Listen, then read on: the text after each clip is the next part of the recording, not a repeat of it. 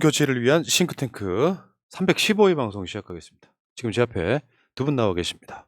볼메그린님, 안녕하세요. 볼메 그린입니다. 그 옆에 복지과 소사이어티 이상구 운영위원장님 나와 계십니다. 예, 반갑습니다. 이상구입니다. 자, 두 분과 함께 출발할게요. 오늘 분위기가 뭐 후원해달라, 뭐 슈퍼챗 해달라, 뭐 멤버십 해달라 이런 분위기가 아니라서 예. 자, 바로 출발하겠습니다. 지금 이제 양력으로는 새해가 시작됐고요. 아마 2022년은 연습이었고 2024년이 장난 아니다라고 하는 건 그렇습니다. 이미 지금 기재부 등에서도 인정하는 거잖아요. 예. 네. 그래서 2023년 어떻게 살아남을 것이냐, 요게 이제 다른 말로 각자 도생할 것이냐, 이걸 주제로 지금 이야기를 나눠보겠습니다. 알고 맞으면 뭐 좀 덜 아프지 않겠나 이런 말도 있고요. 또 골라 맞을 수 있으니까 이 대응을 할 수 있지 않겠나 이런 말도 있는데 일단 새해부터 좀 결심을 하고 또 예상을 하고 이렇게 우리 새날 시청자들이 그 마음 자세를 가지시면 좀 잘 견뎌낼 수 있지 않겠나 하는 생각이 들고요. 그리고 이 고통을 빨리 끝내는 방법이 딱 하나 있거든요. 오늘 제가 앞에 방송 보면서도 물론 이재명 대표님은 당당하게 임하신다고 했지만은 마치 내가 그 검찰에 조사받으러 가는 것처럼 마음이 좀 울적하고 무겁더라고요.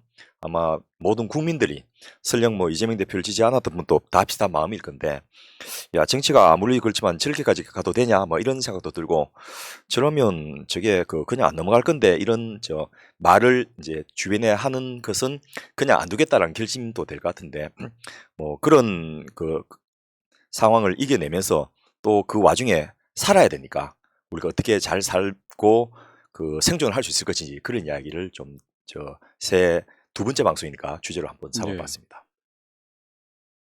역사를 여러분들이 살아보셨으니까, 내가 살아온 게 역사잖아요. 예. 정치나 시사에 관심이 없는 사람 잘 모를 수 있지만, 내가 살아보면서 역사에 대한 고찰을 해보면, 사유를 해보면 하나의 철학이 생겨요. 역사는 작용 반작용의 결과물이에요. 그렇습니다. 한쪽에서 어마어마한 작용을 하잖아요. 그럼 반작용이 생겨요. 그게 이제 해겔의 변증법이죠. 정반합. 이 구조 속에 놓여 있는 거예요. 내가 나의 힘만으로 뭔가 포갑을 한다고 해서 그게 그 사람들한테 좋은 걸로만 돌아가는 건 절대 아니라는 거예요. 그럼요. 그리고 밤이 깊었다는 말은 새벽이 가까웠다는 말하고 같은 말이기 때문에 이제 자기들 얼마나 몰렸으면 저렇게까지 할까 뭐 이런 생각도 들고 저대로 놔둬서는 안 되겠다 이런 느낌도 가진 국민 많았을 건데 뭐 그런 정치적인 문제도 있지만은 당장 국민들이 못 살겠다 갈아보자 이런 이야기가 나올 정도로 생활이 지금 어려워질 것인데 이 부분에 대해서 원인과 또 예상된 결과를 좀 알고 있으면 대응도 할 수 있지만은 그걸 빨리 끝낼 수 있는 그런 방안도 찾지 않겠나 하는 생각이 듭니다. 그러니까요. 다른 걸 떠나서 오늘 주제랑은 상관없지만 윤석열 씨는 책 좀 읽어야 됩니다. 윤석열 책 읽었다는 소리가 없죠. 윤석열 여름 휴가 때 무슨 책을 읽었다고 소문난 것도 없죠.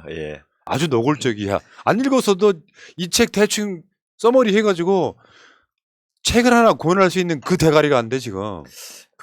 같이 술 먹었던 분들 이야기 들으니까 책 이야기 한 걸 되게 싫어한다고 그러시더라고요. 아이고 배야. 아이고 배야. 그래서 전에 삼국지 좋아하는 인물 물어볼 때도 엉뚱한 이야기를 하지 않았습니까? 삼국지 인물 얘기가 아니라. 잘 가던 술집이 몇 군데 있어서 거기 단골 다니는 분들한테 이야기를 좀 들어봤거든요. 윤석열이 고작 하는 거라고 그런 거죠. 단골집, 단골 술집, 거기서 주소 들은 지식. 그 주소 듣고 고작 하는 거라고는 그거 유튜브 보기. 이렇게 해가지고 이렇게 누워가지고.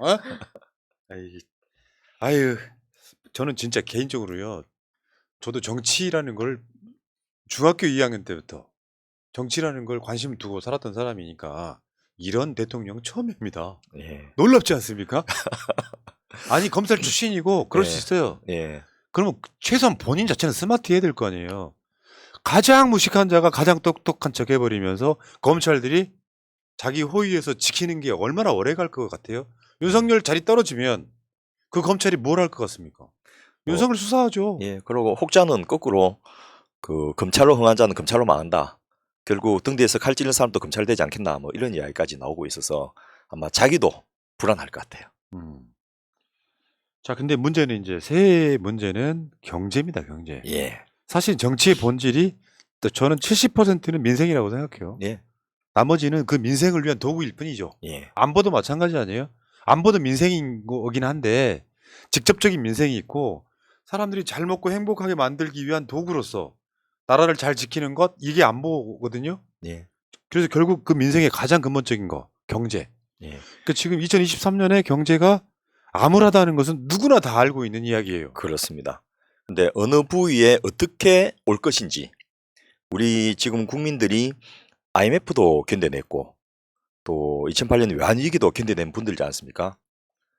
그래서 또 그 고통을 너무나 잘 알고 있기도 하지만은 이게 어떤 형태로 어떻게 올 것인지를 알면 그 피해갈 수도 있고 방어를 할 수도 있고 또 그걸 기회로 활용할 수도 있다라는 뜻에서 그 뭐 여러 전문가들의 그 책들도 많이 나오고 트렌드 23 이런 책도 나오고 하지만은 저는 최근에 이제 국회에서 발간한 이 책이 그 보고서가 올해 이슈라는 보고서가 굉장히 내용도 방대하고 깊이 있게 또 그 여러 그 조사관들의 어떤 보고서를 취합해갖고 만들어내서 그것을 중심으로 좀 객관적인 데이터를 가지고 이야기를 하고 싶습니다.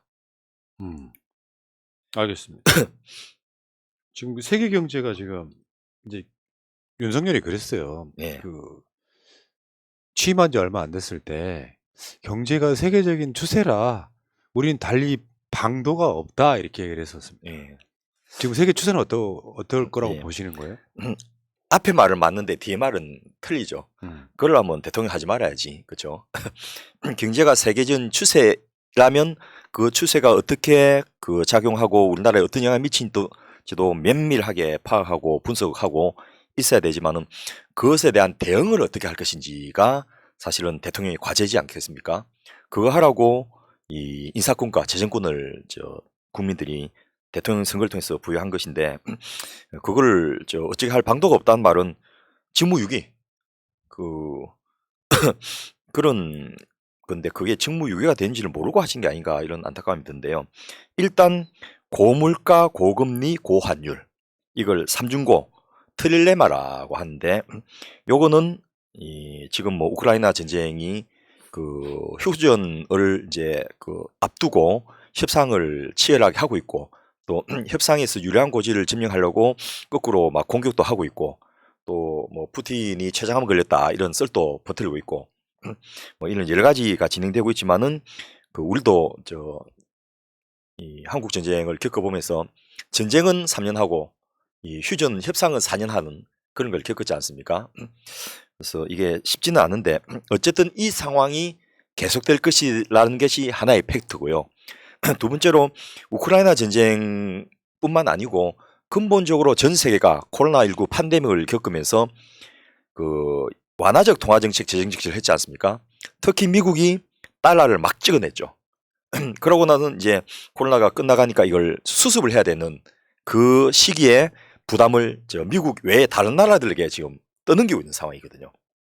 그래서 물류 대란 이거는 이제 갑자기 이 코로나 때문에 이 물동량이 늘어나는 그런 부분도 있고 또 우크라이나 사태의 장기화도 있고 또 그 와중에 중국을 봉쇄해가지고 그 사실은 전 세계가 중국의 엄청난 생산력과 또 중국의 경제 발전에 얹혀가던 그런 부분이 있었는데 그거를 좀 막아버리는 이런 상황도 있고 이렇게 여러 가지 외부적인 그 요인들이 그 우리나라에도 영향을 미쳐서 트릴레마 3중고를 만들어내고 있고 일단 수출을 중심으로 먹고 사는 대한민국에서는 원자재가 올라가고 또 중간재도 올라가고 생산자 물가가 올라가고 이러니까 이 압력들이 그 계속 올 수밖에 없었고 뭐 여러분 최근에 환율이 얼마까지 올라간지 기억을 하실 거예요.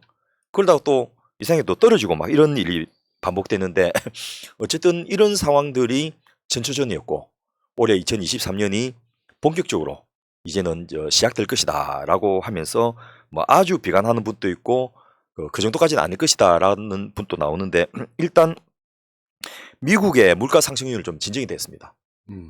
그동안 그 평상시 2020년에 코로나 전에는 한 1.2% 정도 그쳤던 미국의 물가 상승률이 21년에는 4.7%, 22년에는 이 8.2%까지 올랐었습니다.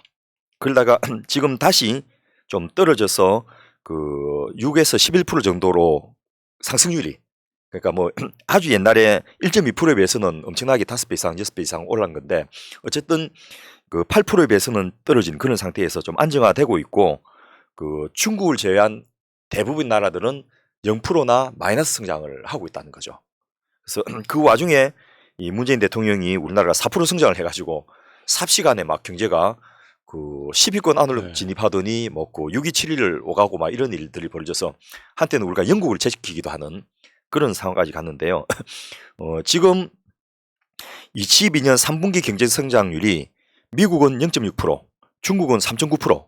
평상시 뭐 3.9%가 그 우리 입장에서는 또 미국 입장에서는 굉장히 높은 거지만은 6%, 7% 하던 중국이 3.9%로 3%대를 떨어진 것은 굉장히 큰 사건이죠. 일본은 마이너스 1.2%, 우리나라는 0.3%인데 이런 상태가 계속될 거라는 겁니다. 그러니까 이거는 한 대통령의 리스크가 없다면 한 1, 2%는 더 올릴 수 있어도 그렇습니다. 방향성 때문에 그렇거든요. 예. 우리는 방법이 없습니다 하면은 갑자기 정부가 왜 필요한가 생각이 들 정도.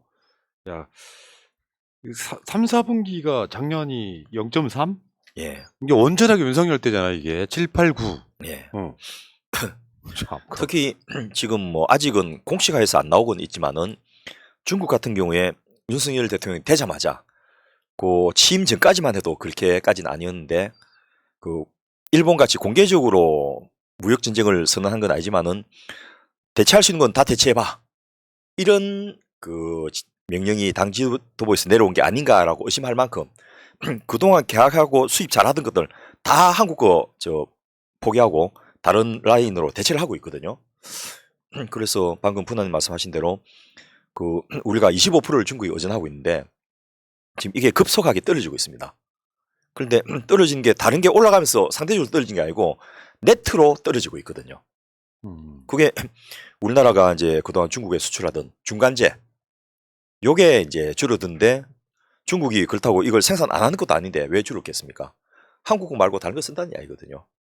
근데 이런 걸 모르고 저 쓸데없이 막 저 나토에 가가지고 엉뚱한 이야기하고 그러니까. 또 무슨 이 핵 저 연습을 미국은 저 별로 이야기도 안 하는데 같이 기획하고 준비하고 있다 뭐 이런 이야기를 하니까 이거는 뭐 저 중국 보고 때리려고 저 아주 뭐 대놓고 하는 게 아닌가 싶을 정도로 이게 핵이 한반도에 들어온다면 그게 남북 간의 관계의 문제가 아니고 동북아의 중대한 이제 새로운 상황 변화를 이야기하는데, 중국이 동북아의 안정을 원하고 그것을 통해서 이 경제 성장을 계속하기를 바라는데 이 중국 보고 그 우리 대한민국을 공격하라는, 그러니까 경제적으로 공격하라는 그런 메시지를 저렇게 띄우는 걸 보고 저분이 대한민국 대통령이 맞나 하는 이런 안타까움이 들 정도입니다. 예. 자, 우리나라 물가 상승률, 금리 및 원 달러 환율 그래프 한번 보시면요. 예. 급격하게 올라갔잖아요, 지금. 네.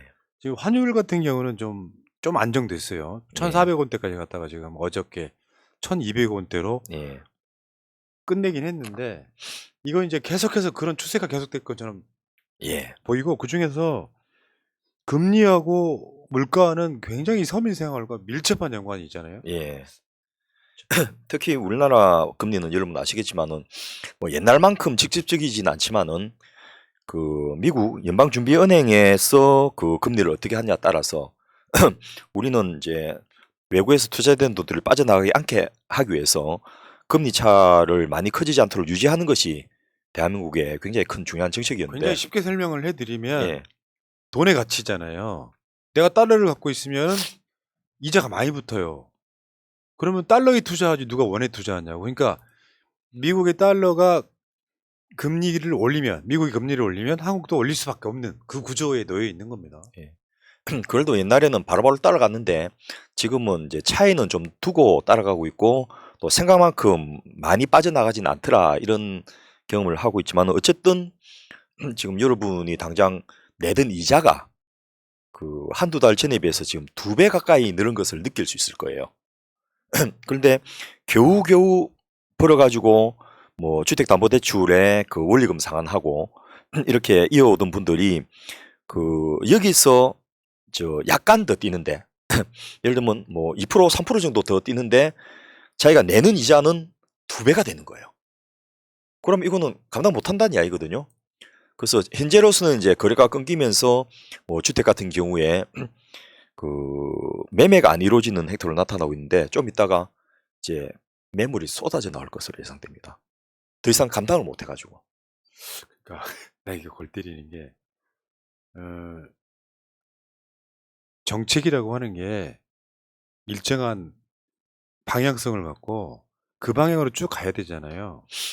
근데 지금 가장 어려울 수 있는 사람들이 빚내서 집 산 사람들이죠, 일단은. 예. 변동 이자율 때문에 이제 한 뭐 8% 이렇게 예. 내야 되는 상황이 됐단 말이에요. 그러면 내 삶의 질이 떨어지는 거예요. 예. 수익은 똑같은데 물가도 올랐죠.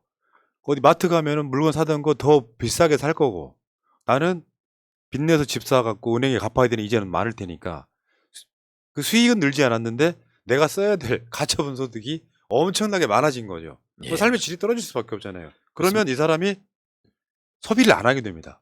예. 그러면 이제 이게 내수가 안 들어가는 구조. 맞습니다. 이 악순환을 계속 하고 있는 거예요. 예.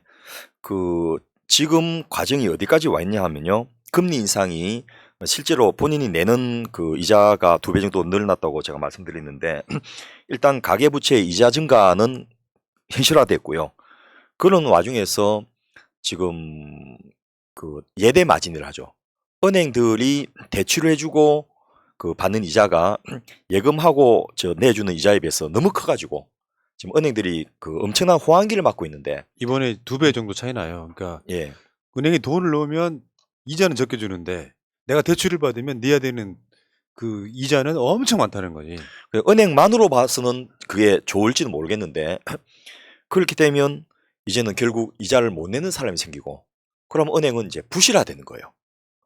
은행이 부실화되면 이제 그만큼 파산하는 사람이 왜냐면 은행은 안 망해야 되니까 그렇게 생길 수밖에 없고 뭐 정부가 공적자금 투입해야 된다 이런 이야기도 나올 건데요. 근데 윤석열 씨가 봐주겠네요. 왜냐면은 커피 한 잔 마시고 오면은 부실 대출 낸 거 있잖아요. 예. 부산저축은행처럼 그렇게 봐주지 않을까요? 그런데 이제 이게 저축은행 봐주던 거하고는 사이즈가 달라지는데 그렇지. 과연 감당할 수 있을지도 문제고 또 하나가 방금 이제 푸나님 말씀하신 대로 이자도 겨우 메꿔가는 그런 상황에서 불안하니까 소비 심리가 뚝 떨어지거든요. 그러면 이제 시장이 위축되는 거예요.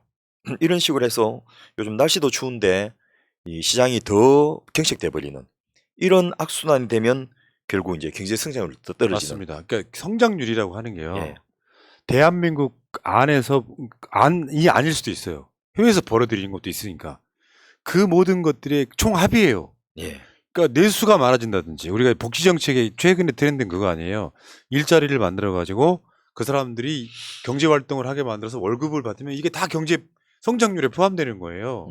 그런 것들이 줄어들기 시작하면 또 악순환이 시작되는 게 성장률이 떨어지기 시작하면 투자를 안 해서 점점점 악순환이 시작돼서 경제가 망가지는 거거든요. 소비가 위축되는 거는 진짜 피부로 느껴지는 게 쉬지 않던 식당들이 휴무일이 늘어가고 있고 그다음에 마감 시간이 빨라지고 이런 것들이 계속 피부로 느껴지더라고요. 전 윤석열이 지금 능력에서 할 수 있는 게 윤석열 술 좋아하지 않습니까? 그러니까 술을 혼자 뭐 룸사롱 가서 먹을 게 아니라 진짜 서민들이 다니는 그런 데 가서 서민들과 함께 이야기하면서 마시면 적어도 체감은 하지 않을까. 그게 지금 윤석열은 할 수 있는 일이지 않을까. 그린님 그 술자리에서 술을 마시면 뭐합니까? 지가 말 다 할 텐데 듣지를 않는데 그리고 돈도 그렇죠. 자기가 안 쓰는데 그런데 정말 방금 지적해 주신 대로 우리 동네에 제가 자주 다니는 식당이 2군데가 있는데 최근 한 달 사이에 2군데 다 문을 닫아버렸어요. 한 군데는 정말 어렵게 견디는 걸 제가 보면서 무슨 일이 있어도 손님 오면 일부러 거기 가서 식사 접대하고 이렇게 해오던 곳인데 2군데 다 문을 닫아버리니까 일단 손님이 와도 갈 데가 없어요. 그래서 뭐 저도 아예 안 가게 돼버리는 이런 상황이 되는데 식당 2군데 문 닫으니까 거리가 이제 썰렁해졌어요. 강남 상구 중에 한 곳인데 이렇게 침체돼도 되나 이런 느낌이 들 정도로. 윤석열 씨는 내가 봤을 때는 경제를 모릅니다. 예. 바이든이 했던 정책을 생각하시면 돼요. 음. 코로나 때 쏟아붓잖아요. 네. 예산을 막 몇백조 쏟아붓잖아요. 천조국이야 이 양반들이. 음. 그렇게 해서 그걸 통해서 내수를 살려내려고 하는 노력을 하는 게 아니라 지금 윤석열의 모든 기조가 그거 아니에요. 우리 돈 없으니까 돈 못 줘. 그 상태로 가면 어떤 경제 활동이 가능하겠냐고.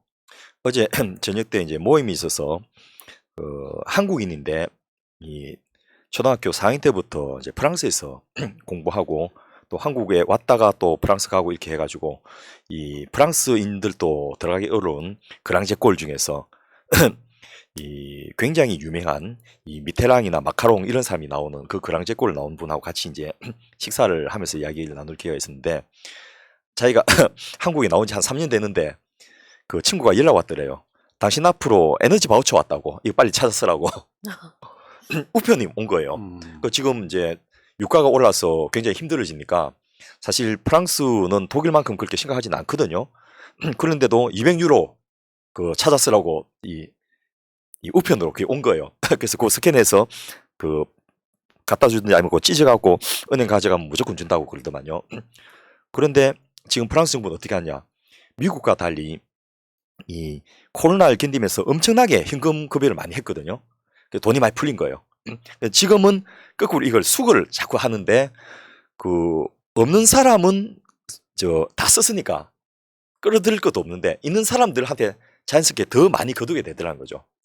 그래서 아니, 정부가 지금 진보 정부도 아닌데 왜 그렇게 하냐 했더니 진보 보수를 떠나서 국민들이 어려울 때 돈을 쓰는 게 정부고 또 그게 좀 형편이 나아지면 빨리 그 회수해가지고 그 다음 필요한 곳에 투자할 수 있도록 한 게 정부인데 한국은 참 이상하다. 왜 그걸 안 하는지 정부가 그 역할을 안 하는지 모르겠다. 이렇게 이야기해서 뭐 정부가 안 하는 게 그뿐만이겠느냐. 그리고 하지 말아야 될까지 해서 좀 문제다. 뭐 이런 이야기를 하고 마무리 짓는데 그 제 그 눈앞에서 자기 핸드폰으로 이 그 에너지 바우처 왔다는 걸 또 보여주는 거예요. 그래서 야, 참 우리 정부는 저런 거를 무슨 포퓰리즘이니 뭐니 해가지고 그때 이 사람이 한국에 없는데도 그 나라에서 전기 하나도 안 썼는데도 주는 거예요. 돈 쓰라고. 그런 걸 보면서 참 부럽다는 생각이 들더라고요. 그러니까 윤석열 리스크라는 게 경제를 모르는 자가 경제를 풀어야 되는 이유를 정부가 돈을 아끼면 된다고 생각하는 건데 혹시 이층 여러분 우리 방송 보고 계십니까? 윤석열 빨리 끌어내려야 되는 이유를 제가 설명을 해드릴게요. 국가가 기업들은 경제가 안 좋으면 돈 안 씁니다. 본능적으로. 사람도 마찬가지잖아요. 그래서 경제를 돌리기 위해서 정부가 돈을 풀어 쓰는 거. 그게 네. 바이든이 불과 얼마 전에 했던 거예요. 네. 윤석열은 그 마인드가 없는 거잖아요. 국가가 왜 돈을 아껴야 됩니까? 걔네들은 국채 비율이 높아지면 나라가 망한다고 생각하는데 한국 OECD 국가 중에 가장 낮은 수준이라는 건 이번에 드러나잖아요. 네. 그것밖에 안 되는 상황에서 윤석열이 그래서 이재명 대표가 했던 기본소득이 그런 맥락인 거잖아요. 네. 복지 정책이 아니고 경제 정책이다. 기본소득을 통해서 내수를 돌리면 예. 당연히 경제 규모도 커지면서 성장률도 올라가면서 거기에 따르는 낙수 효과가 진짜로 생기는 네. 이게 없다는 게 정말 대한민국의 불행이 아닐까 싶어요. 이런 세계적으로 어려운 상황에서 지금 대통령이 이재명이 아니고 윤석열이라는 것 때문에 우리 국민들이 받아야 될 고통이 몇십만 명의 파산을 넘어서서 몇백만 명이 한 달에 500만 원, 100만 원을 못 쓰게 되는 그런 사태. 그리고 상당 숫자가 살던 집에서 쫓겨나는 그런 일들이 앞으로 예정돼 있고 얼마만큼 이제 우리가 빨리 정권을 찾아오냐에 따라서 그 피해의 규모를 줄일 수 있다. 그렇게 좀 단순하게 생각할 필요가 있을 것 같습니다. 예. 자, 그러면 산업 분야로 한번 가볼까요? 예. 산업 분야는 어떨 것 같아요? 그러니까 지금 현재 이제 크게 드러나고 있는 것 중에 하나가 반도체 수출이 안 된다 정도거든요. 예. 전체적으로 한번 이야기 한번 해보실까요? 일단 그 우리나라 수출의 제일 주력이 반도체인데 세계적인 경기 침체가 본격화되면서 이 반도체에 대한 수요가 줄어들고 있어요.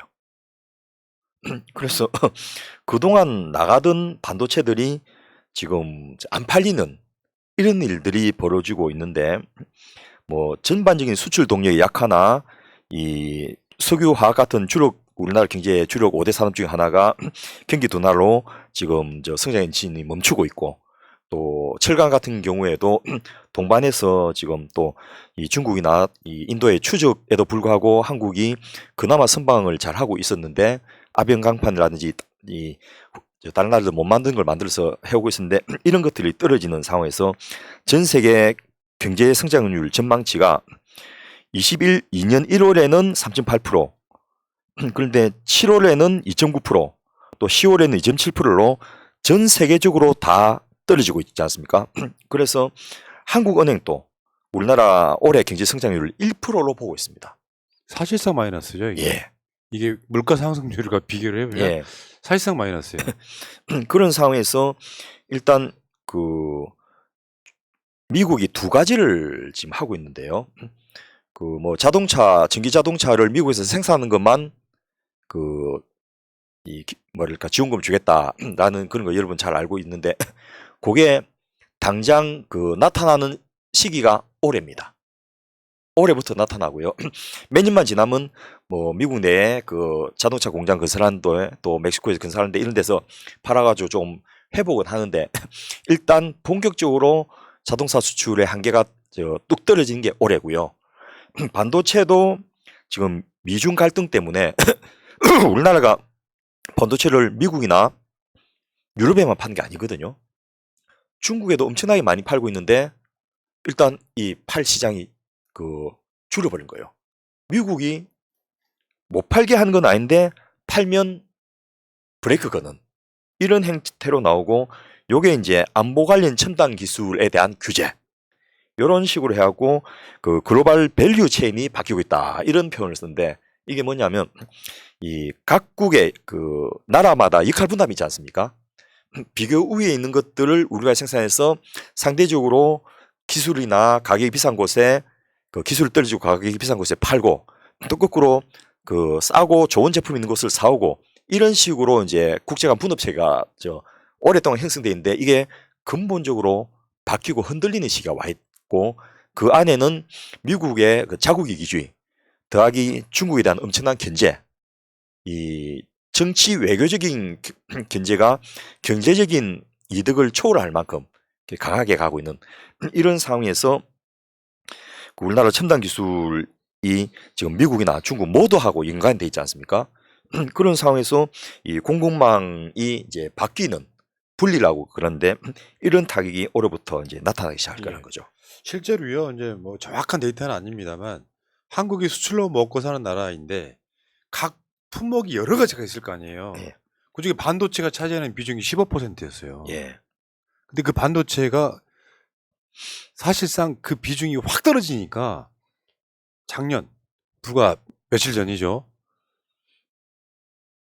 금융위기 이후에 첫 적자, 무역 적자를 보면서 사상 최대 적자가 난 거예요. 사상 최대 적자가 또 가장 오래 네. 지속되고 있습니다. 이런 상태인데 공교롭게도 윤석열 당선된 그 시점부터예요. 예. 9개월 동안이나. 근데 난 더 골 때리는 게 뭐냐면은, 반도체가 상황이 안 좋잖아요. 네. 지금 여러분들 찾아보시면 알겠지만 반도체에다가 쓰는 돈은 펑펑 쓰고 있거든요. 네. 정부 지원이. 나 이게 골 때리는 게 뭐냐면, 제 말이 틀린지 맞는지 한번 해봐요. 그런 상황이 벌어지면 다른 활로를 찾는 것도 해야 되잖아요. 반도체 수출이 반토막이 났다고 하니까 반도체에 더 쏟아붓는 건 뭐예요? 해법이 틀렸다고. 그러니까 원님 떠나간 다음에 나팔부는 그런 행태로 해가지고, 아니 무슨 주식을 사더라도 포트폴리오를 봐가지고 계란을 한 바구니에 다 담지 않는다, 이런 이야기들을 상식적으로 알고 있지 않습니까? 물론 이제 반도체도 지원을 해주고 앞으로 또 계속 더 개발할 부분도 있고, 또 우리가 가진 우위도 지켜나가야 되지만은 거기만 올인하면서 다른 걸 안 해버린 거예요. 그런데 반도체가 지금 산업용 소비자용 시장이 세계적인 경기 침체 때문에 점점 부진해지고 있고요. 수요처들의 재고 조정, 우리나라가 반도체뿐만 아니고 뭐 철강, 전자제품, 의류 같은 재고들이 전년 동기 대비 17%가 증가되어 있습니다. 거의 20% 가까이 창고에 쌓여져 있는 거예요. 수출 못하고. 이런 상황에서 경기 순화가 계속되니까 이게 또 재고가 줄어들 가능성도 별로 없어요. 근데 그 중에 하나가 반도체가 있다는 겁니다.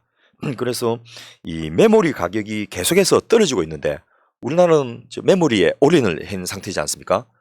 TSMC 같은 경우는 비메모리를 하니까 지금 오히려 각광을 받고 있고 뭐 그 일본에서는 TSMC 공장을 유치한다고 정부가 그 4조 원인가 5조 원을 지원해 주면서 5년 거를 공장을 2년 만에 완공시킨다고 밤새 철야 작업도 시키고 이렇게 하고 있고 미국에서도 TSMC 공장을 엄청나게 지금 설립을 하고 거기다 정부가 지원금 주고 있지 않습니까? 근데 우리나라 삼성전자는 거기 투자할 계획을 지금 처리하고 있는 예. 그런 상황이거든요. 그래서 지금 유일하게 기대할 수 있는 거는 조선업. 사양산업인 줄 알았던 조선업이 갑자기 LNG 운반선에 대한 수요가 폭발하고 모잠비크에서 천연가스가 터지면서 이것을 운반하기 위해서 지금 거대한 천연가스 개발 프로젝트가 지금 추진되고 있고 이런 그 수요 증가 때문에 굉장히 호조를 맞고 있는데 문제는 이 조선산업 노동자 평균 연령이 47세입니다. 그래서 여기 일할 사람을 제3세계라도 데리고 와야 되는데 이게 또 그 못하고 있는 그런 상황이고 해서 그 호기를 맞고 있는 이런 효자 산업 부분은 적극적으로 좀 지원해주고 그게 활성화될 수 있도록 해야 되는데 방금 푸나님 말씀하신 대로 어려운 상황에 물론 지원도 해줘야 되지만 그 지원을 끊자는 게 아니고 그것만 하고 있으면 이게 그 살림을 이렇게 살아서 되겠습니까? 여러분 보도 한번 보세요. 예. 다른 거 반도체에 대해서는 예산이 팍팍팍 너무 잘 나와가지고 사람들이 예. 놀랄 정도라고. 예. 아까 원전 수출에 대해서 그러니까요. 자 그리고 다음 빨리 한번 진행해 볼게요. 지금 주택 가격 이제 서민 입장에서 이야기하는 거예요. 예. 집 없는 사람과 집 있는 사람의 차이는 분명히 있습니다만 예. 주택 가격도 폭락 저짐을 보여서 조금 더 정확히 말하면요. 사실상 모든 규제를 싹 풀어버렸어요. 예. 이건 이제 찬반이 있어요. 분명히 있긴 한데 이 부분도 서민들한테는 2023년에 고통으로 다가올 가능성이 되게 높죠. 그렇습니다. 일단 뭐 그 담보대출의 한도를 풀어버리니까 그것 때문에 집 못 사고 있던 사람은 황당해지는 거죠. 집값 떨어지길 기다려가지고 살라고 돈 좀 모으고 딱 기다리고 있는데 갑자기 매매가 중지돼 버린 거예요. 그리고 지금 강남 3구 빼고는 다 풀어버렸거든요. 그러니까 지금 떨어진 게 문제이긴 문제인데 그렇다고 예전에 비해서는 아직도 여전히 높거든요. 그런데 여기다가 또 5년 동안에 270만 호 주택 공급 계획을 발표를 해놨어요. 그래서 야 이게 뭐 첫째 갈피를 못 잡겠다. 맞아요. 어떻게 하겠다는 건지 모르겠다. 그리고 우리가 예상해 볼 수 있는 거는 지금 이 윤석열 정부의 그 다수 경제 정책에 참여한 분들이 MB 때 일하던 분들이거든요. 이분들이 MB 때 제일 잘했던 게 미분양 아파트 사주는 거였습니다. 그래서 오늘 미분양 아파트 정부가 사주라는 이야기가 나왔죠. 예. 그리고 최근 몇 년 동안에 뭐 호반건설이 서울신문을 인수한다든지 이런 걸 포함해갖고 전체 언론사의 3분의 1을 건설회사가 다 인수를 했거든요. 그래서 본격적으로 이제 불떼기를 시작할 겁니다. 그러면 언론에서 떠들대고 또 건설회사 망하겠다고 하면 예전에 MB 때 그 경험이 있는 분들이 이번에 19만 7천 호 샀어요. 이번에 16만 4천 호 샀어요. 막 자랑을 하더만요. 그러면서 우리는 60% 가격에 샀기 때문에 굉장히 정부가 사가지고 서민들에게 줄 수 있게 됐다. 막 이런 이야기 하는데 건설회사는 뒤에서 돌아서 키득키득 웃고 있었다는 거예요. 원가 30%인데 하면서 40% 나가먹었다는 거죠. 이런 식으로 하는 일들이 계속되면서 국민의 혈세로 건설회사 배불리기를 할 것이고 그에 따르는 상한 대가로 언론들이 이제 윤석열 정부의 고무찬장을 계속하는 그런 행태를 갈 것인데 문제는 이 높아진 거품 아파트 가격을 뭐 바로 끄트릴 수도 없지만은 또 이대로 유지할 수도 없는 거지 않습니까? 그래서 다들 폭탄 돌리기를 하지만은 어쨌든 경착륙이 아니고 연착륙을 시켜야 되는데 이 국토부 장관인 원희룡 장관은 주택 가격은 더 떨어져야 됩니다. 이렇게 이야기하고 추경호 재경 부총리는 주택 가격이 떨어지지 않도록 모든 규제를 다 풀겠습니다. 이렇게 이야기하고 저끼리 서로 손발이 안 맞고 이 한 팀이 아닌 것으로 이렇게 하고 있는데 그래서 이제 국민들은 생각하는 거죠. 내보고 어쩌라는 거냐. 그리고 우리 집값 떨어지지 않겠다는 그 때문에 이직을 했는데 이 뭐 그 윤석열 대통령이 배신한 게 한두 가지가 아니지만은 결정적으로 주택 관련된 이해 때문에 찍은 사람들을 배신하는 것이 올해가 될 것이다. 이렇게 전망이 됩니다. 그러니까 이게 골 때리는 거예요. 집값이 너무 올랐다고 문재인 정부 부동산 정책 실패했다고 그랬어. 네. 그 집값이 떨어지려고 보니까 사실 정확히 말하면은 이번 규제 다 풀어버린 거는 건설회사 망하지 않게 하기 위한 정책이에요, 사실상. 예. 근데 거기에 나오는 후과. 그렇게 막 풀었을 때 나오는 후과는 상상을 초월할 수밖에 없는 건데 맥락이 없어요, 이제는. 집값이 너무 놀라서 문재인 정부 부동산 정책 실패했다고 해서 집값이 떨어지려고 하니까 결과적으로 집값을 방어하려고 지금 정책을 내는 거잖아요. 그러면 집값이 너무 올라서 문재인 정부를 비판했던 국민의힘과 윤석열을 찬성했던 집 없는 사람들은 어떻게 해야 돼? 집값은 턱없이 올라 있는데 이것도 말이 안 되는 거고요. 자, 그럼 그 다음에 이제 이 관련해갖고 주택담보대출 이런 얘기는 넘어가시고, 다음에 교육개혁. 교육개혁은 이것도 마찬가지예요.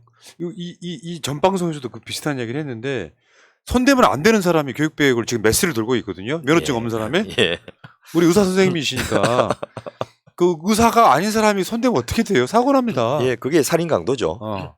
그 합법적으로 칼 들고 사람 보면 손대라는 라이센스가 이제 의사 면허인데 그거 하기 위해서 엄청나게 그 많은 이 트레이닝 과정과 그 검증을 거치지 않습니까? 그런데 그 지지난 정부죠. 그 거기서 이제 문제를 일으켜갖고 사퇴했던 사람이 다시 이 교육부 그렇지. 수장으로 온 것 더하기. 이주호가 면허증 박탈된 사람이야. 사실은 비교를 하자면. 예. 거기다가 또 어렵게 국가교육위원회라는 걸 만들었는데 그 위원장을 이상한 사람 앉혀가지고 역사교에서 외국인 하는 그러면서 국가교육위원회가 그 만들어진 이유가 그 단기적인 이해관계를 떠나서 중장기적인 그 100년 대계인 교육 그 시스템을 구축하자라고 했는데 교육부 입장에서는 그게 배가 아픈 거예요. 그래서 허수아비를 만들어버리고 자기들 직접 다시 하겠대요. 그래서 예를 들면 그 지금 대학 입시를 수능을 폐지하겠다. 저 입시를 앞두고 또 중고등학교 다니는 자녀를 둔 부모님 입장에서는 좋아하는 분도 있겠지만은 이 가고 싶은 대학에 가기 위해서는 여전히 경쟁이 존재하잖아요. 그러면 우리 애는 어떻게 하지? 이 걱정이 되는 거예요. 그럼 수능 폐지의 대안이 학력고사 부활이냐?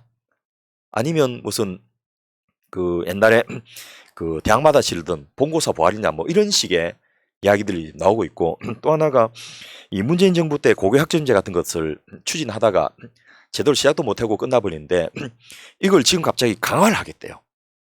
물론 방향은 옳은데 구체적으로 어떤 방법을 하느냐. 첫째, 고교 학점제를 하려면 여러 가지 그 교실들이 교과고실제로 많이 개설돼야 되는데 학생 수가 줄어가지고 교실은 남아도는데 교사를 지금 줄이고 있거든요. 그런 상태에서 교과고실제를 어떻게 하지? 그리고 그 학과가 개설돼 있는 애들은 그걸 학점 따는데 그거 없는 학교에서는 또 어떻게 하지?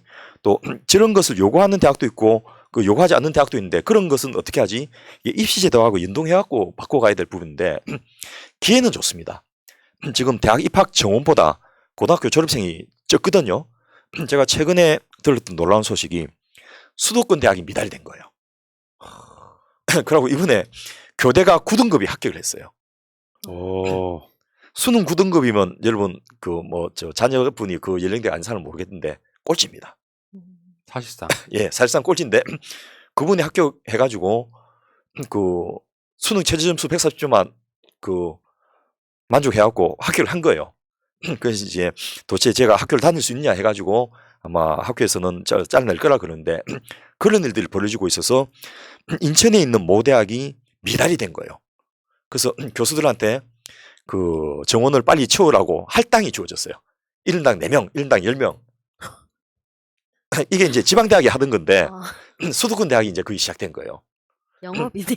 예, 그런 상황인데 이 바꾸는 것을 좀 체계적으로 준비하면 정말 좋은 기회가 될 수 있는데 이런 식으로 해갖고 그 대입을 건드리면 보통 이제 우리 정치권에서는 뻘밭 수렁이라 합니다.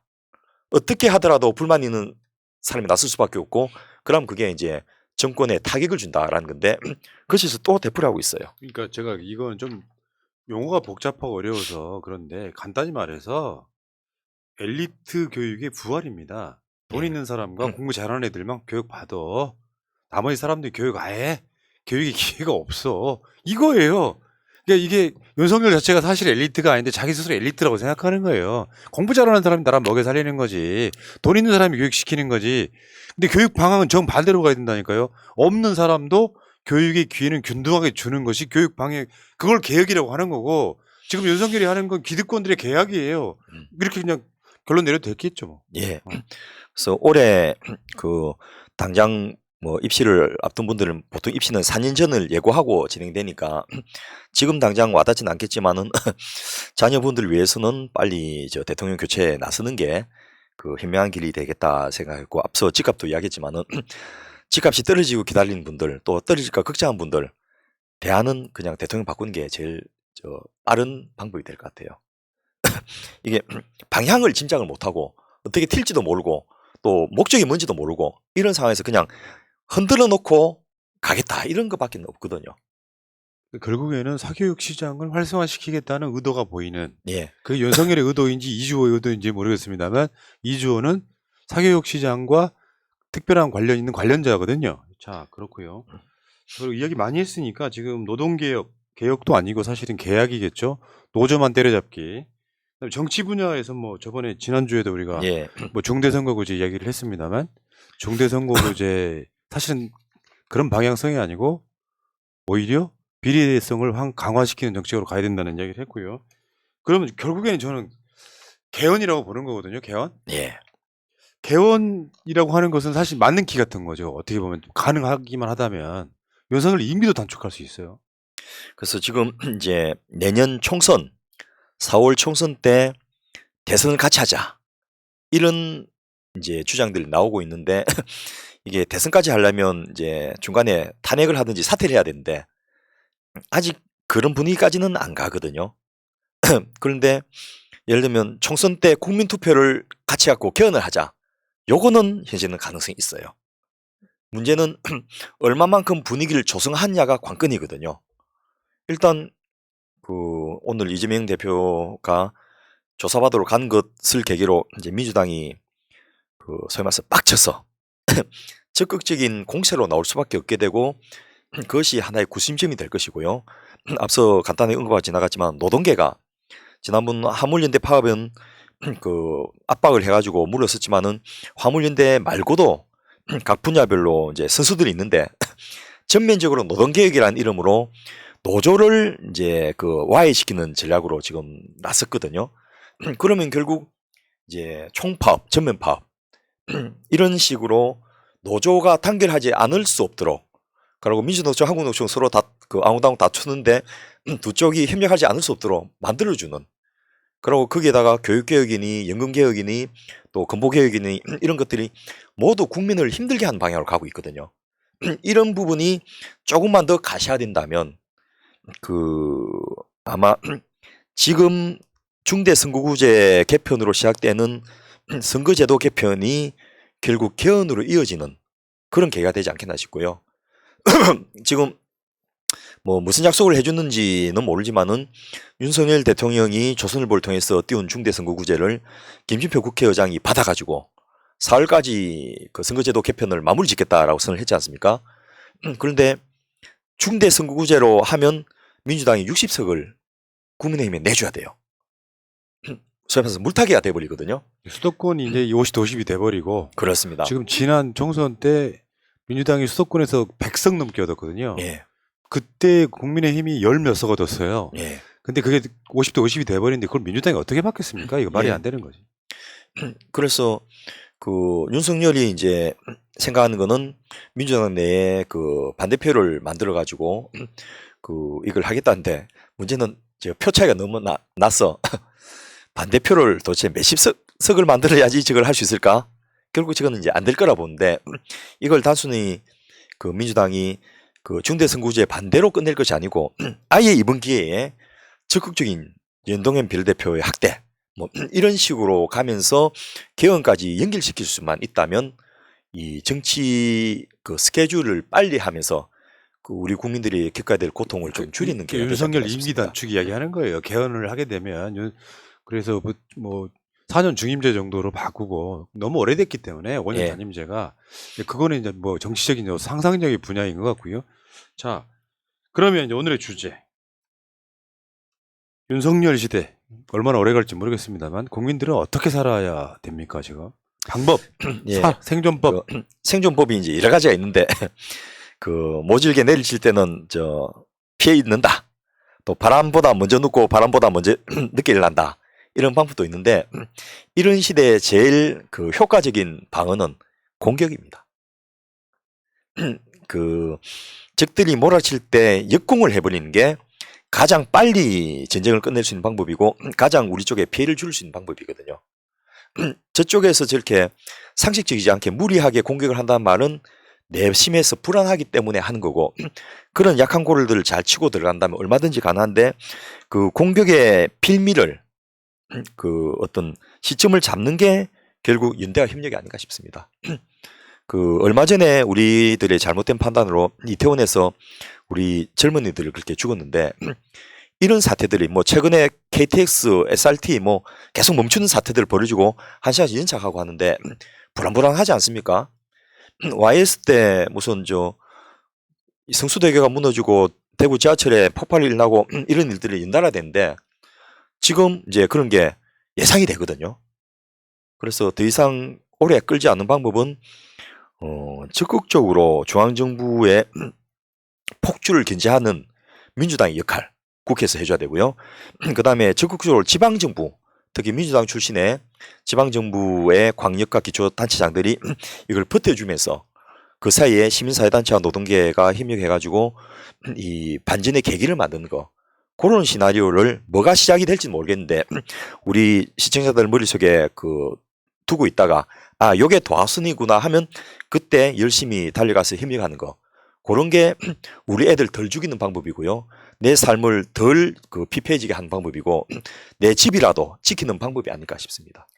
제가 어제 11월 13일에 불꽃이라는 책을 읽었는데 전태일 열사에 대한 책이에요. 그런데 전태일 열사가 화자가 아니라 그 전태일 열사가 풀빵을 주었다던 그 시장에서 일했던 시다 순옥이 그 전태일 열사의 동생과 이름이 같았던 그 순옥의 시점에서 쓴 책인데 그걸 읽으면서 또 문득 그런 생각이 들었습니다.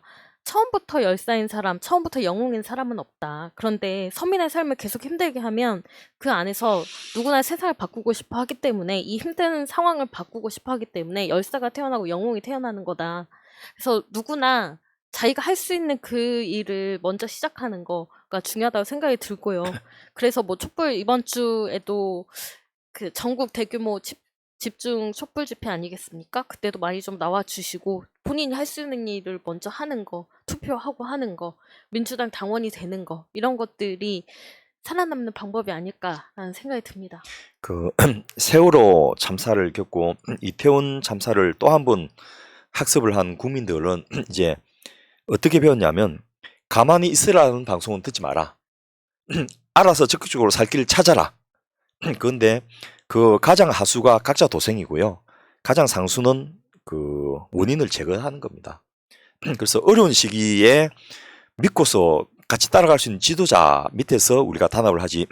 김대중 대통령이 없었으면 그 목이 어떻게 일어났겠습니까? 윤석열 대통령이 있었으면 금 갖다 바치면 어디로 닦아 먹을지 모르는 상황에서 그런 거 일어나는 게 불가능하거든요. 그래서 위기가 이 대한민국이 처한 위기가 결국 지도자를 불러올 것이고 거기에 그 역사의 흐름에 우리들이 순응을 하고 동참하는 것이 그 살아남는 가장 효과적인 방법이 아닌가 이런 생각이 듭니다. 지금 시대는요. 협치가 뭐가 없는 거예요 이제. 예. 이재명 대표가 저 정도 상황이라고 하면요. 저쪽에서 당연히 똑같은 말 하겠죠. 죄가 있는데 수사를 하지 말란 말이냐가 아니라 죄가 있다 치더라도 수사할 만한 건이 아닌 거를 무혐의 처분난 사건을 가져와가지고 괴롭히기 하면은 그때부터는 전면전하는 거예요.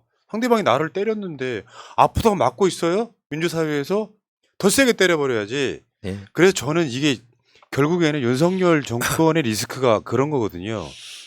야당이나 지지하지 않는 사람들의 힘을 모아서 같이 뭔가 위기를 극복해야 되는데 그 위기가 극복하려고 했더니 지들끼리만 당내에서도 유승민, 나경원은 배제하고 자기들끼리만 하고 있잖아요. 이건 정치가 아니야. 패거리지 그냥. 그냥 조폭 정치를 그러니까 정치라는 이름을 붙인 거 아깝다. 그럴 때는 국민들이 따끔하게 혼을 내줘야 되는 거죠. 사실은 그런 표현이 있었잖아요. 이재명 저렇게 들어가고 나면 폭동이 일어날 것이다. 저는 그 정도 상태로 국민이 지금 격앙돼 있다고 봅니다. 예. 그 상태에서 윤석열이 정말 국민의 어떤 영린을 건드리는 어떤 사건 하나가 터지면 윤석열 그냥 저는 끌어내려올 정도로 그렇게 지금 부글부글 끓고 있다고 생각하는 상황이거든요. 그런 상황에서 지금 뭐 생존법이라는 게 사실 답이 없는 방송이었죠. 예. 답이 현실적으로 있기는 힘들어요. 무슨 생존법이 어딨어. 결론적으로 말해서 가장 좋은 방법은 끌어내리는 거예요. 예. 아, 또 빡치네. 자, 알겠습니다. 예. 그러니까 사람이라는 게 저는 그 사람한테는 사람이 갖고 있는 기본적인 상식의 선이라는 게 있거든요. 예. 그 상식의 선을 넘어버리니까 우리도 대통령을 인정하고 싶지 않다. 그럼요. 사람이 아닌데 사람으로 대할 수는 없는 거지 않겠습니까? 하는 일마다 마음에 드는 구석이 한 군데도 없잖아요, 지금. 우리가 잠깐만 분야를 한번 봤잖아요. 그게 일반 보편 타당한 상식이라는 게 있단 말이에요. 그 상식의 선을 너무 넘어서 지금. 예. 참기 좀 힘들어진 상황까지 왔다고 보고요. 예. 자, 알겠습니다. 예. 우리 방송 제목은 정말 기가 막힌 방송입니다. 정권 교체를 위한 싱크탱크를 임기까지 기다릴 필요는 없는 거죠. 예.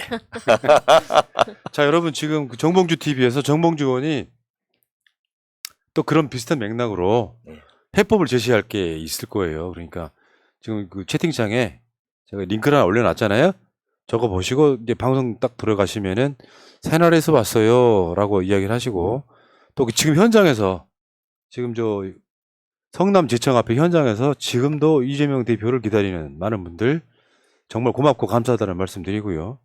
자, 그렇다고 해서 새날이 뭐 실내에서만 방송한다고 또 화내신 분 아까 봤는데 할 일은 해야 되는 거죠. 그럼요. 네. 그러니까 그분들은 그분들 어떤 몫으로 하고 있고 우리는 같이 엄호해주고 우리는 또 윤석열이 왜 내려와야 되는지를 또 설명을 해줘야 되고요. 네. 이해해 주시기 바라겠고요. 자, 새날 물러갔다가 있다가 바로 1시간 후에 다시 오겠습니다. 두 분 고생하셨습니다. 고맙습니다. 감사합니다.